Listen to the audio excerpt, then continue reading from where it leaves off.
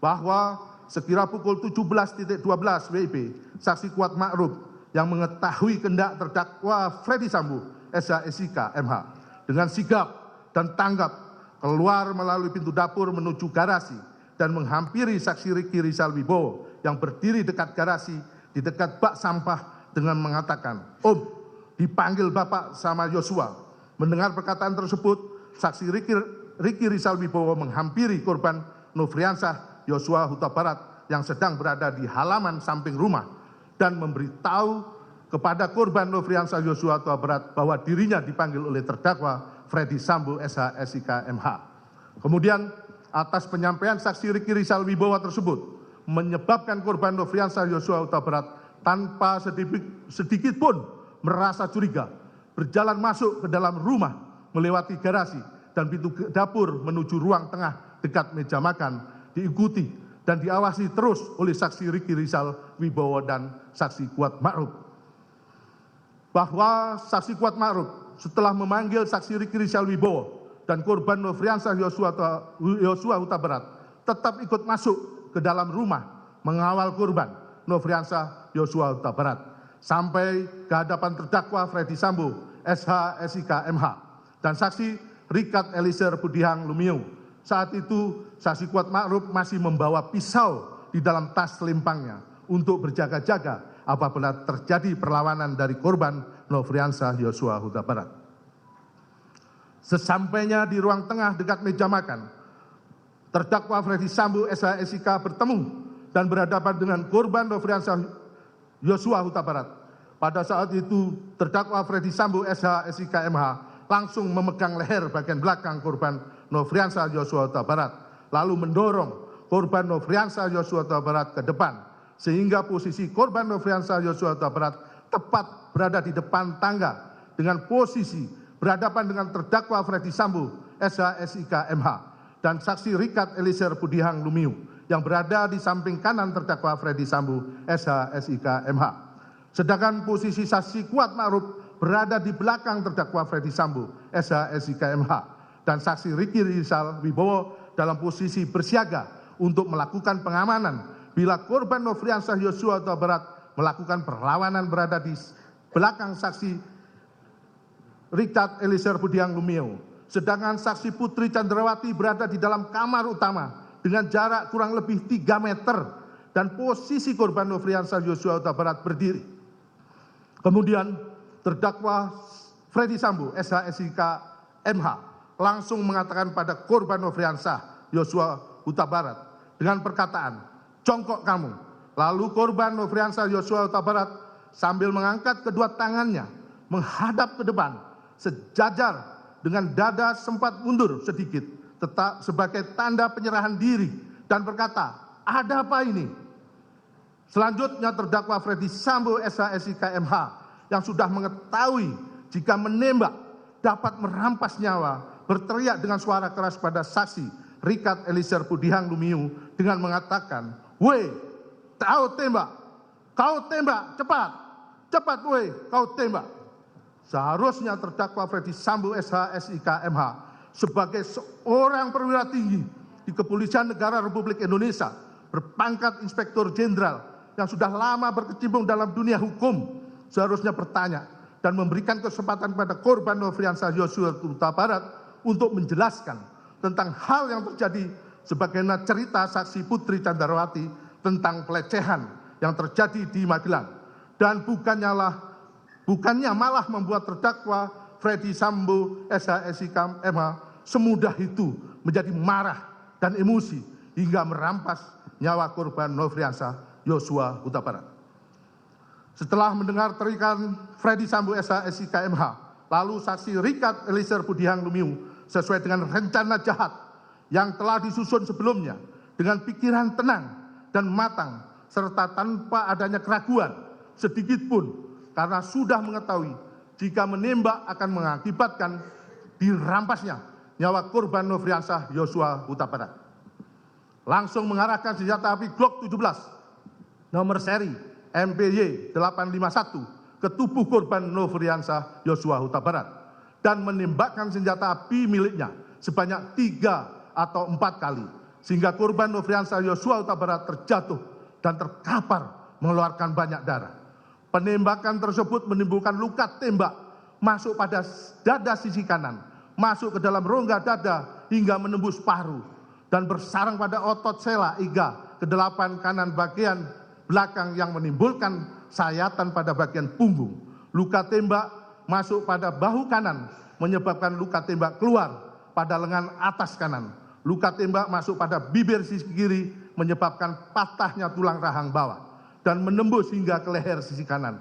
Luka tembak masuk pada lengan bawah kiri bagian belakang telah menembus ke pergelangan tangan kiri dan menyebabkan kerusakan pada jari manis dan jari kelingking tangan kiri.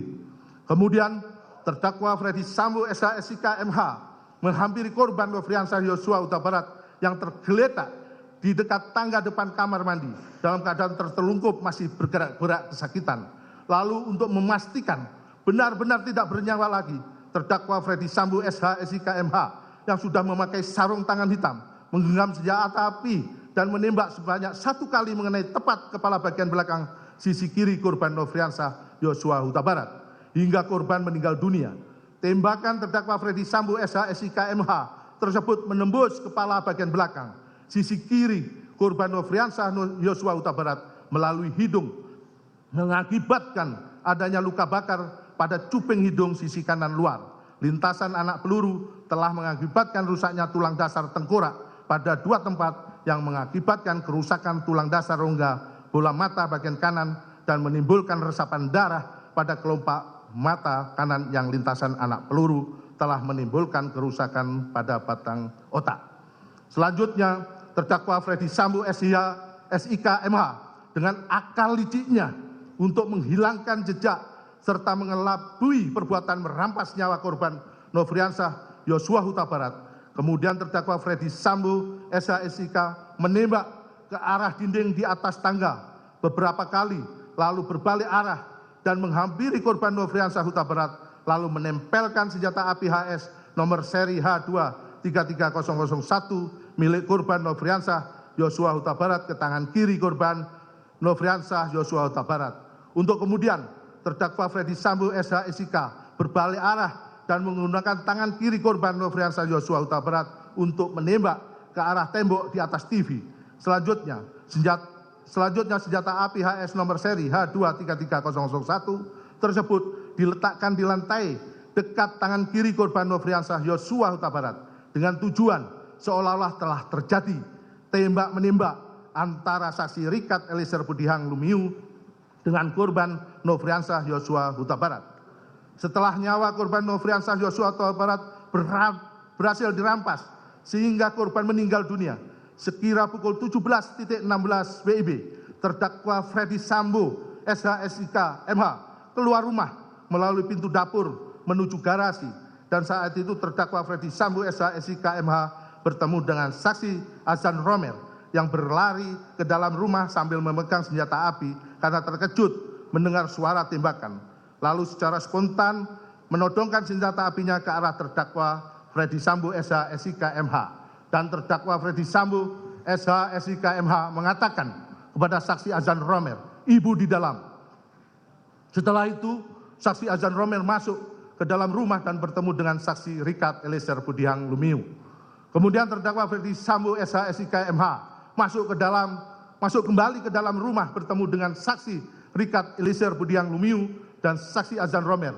Lalu untuk memperkuat skenario rekayasanya, terdakwa Freddy Sambo SH/SIK kembali berpura-pura melayangkan sikutnya ke arah saksi Azan Romer dan berkata, "Kamu tidak bisa menjaga ibu."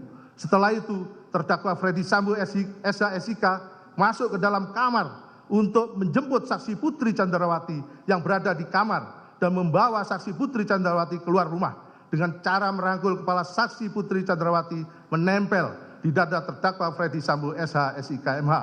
Sesampainya di luar rumah, terdakwa Freddy Sambo SH/SIK MH meminta kepada saksi Riki Rizal Wibowo untuk mengantarkan saksi Putri Candrawati ke rumah Saguling 3 nomor 29. Selanjutnya, pada saat terdakwa Freddy Sambo SH/SIK MH kembali ke dalam rumah, saksi Kuat Ma'ruf berada di garasi dan saksi Richard Eliezer Budiang Lumiu tetap berada dalam rumah. seolah-olah tidak terjadi peristiwa penembakan terhadap korban Nofriansah Yosua Huta Barat. Kemudian, sekira pukul 17.17 WIB, saksi Putri Candrawati dengan suatu alasan tertentu masih sempat berganti pakaian, meskipun saksi Putri Candrawati turut terlibat dalam penembakan yang merampas nyawa korban Nofriansah Yosua Huta Barat ketika masuk ke rumah dinas Duren 3 nomor 46. Awalnya, saksi Putri Candrawati berpakaian baju sweater warna coklat dan celana legging warna hitam. Namun ketika keluar dari rumah dinas Duren 3 nomor 46, saksi Putri Candrawati sudah berganti baju model blus kemeja warna hijau garis-garis hitam dan celana pendek warna hijau garis-garis hitam. Lalu saksi Putri Candrawati dengan tenang dan acuh tak acuh cuek pergi meninggalkan rumah dinas Duren 3 nomor 46 diantar oleh saksi Riki Rizal Wibowo menuju rumah Saguling 3 nomor 29. Padahal korban Nofriansah Yosua Huta Barat merupakan ajudan yang sudah lama dipercaya oleh terdakwa Freddy Sambo SH SIK MH untuk melayani, mendampingi, dan mengawal saksi Putri Candrawati dimanapun berada. Sehingga dari hubungan kedekatan yang sudah terjalin selama ini, maka kematian korban Nofriansah Yosua Huta Barat seharusnya mempengaruhi kondisi batin dari saksi Putri Candrawati tersebut. Setelah itu, saksi Riki Rizal Wibowo kembali lagi ke rumah dinas Duren 3 nomor 46 dengan mengendarai sepeda motor. Bahwa dengan akal liciknya, terdakwa Freddy Sambo SH SIK sebagai seorang dengan kedudukan sebagai pejabat tinggi Polri yang menjabat Kepala Divisi Profesi dan Pengamanan Polri berupaya untuk mengaburkan peristiwa penembakan korban Nofriansah Yosua Huta Barat dengan cara menghilangkan barang bukti yang berada di lokasi kejadian. Padahal seharusnya terdakwa Freddy Sambo SH SIK MH sebagai seorang perwira tinggi kepolisian menunjukkan contoh teladan yang mencerminkan jiwa kesatria dan bijaksana dalam menghadapinya dengan tetap menjunjung tinggi kebenaran dan keadilan, serta menjaga keselamatan jiwa raga anggotanya.